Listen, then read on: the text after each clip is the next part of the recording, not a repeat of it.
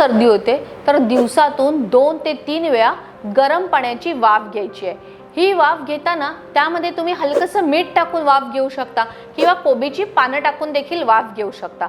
तसेच तुमच्या आहारात संत्री, आवळा, मोसंब अशा पदार्थांचे जास्तीत जास्त सेवन करायचे आहे। तिसरं म्हणजे तुम्ही दररोज मिठाच्या पाण्याच्या किंवा मीठ आणि हळद टाकून गुळण्या करू शकता।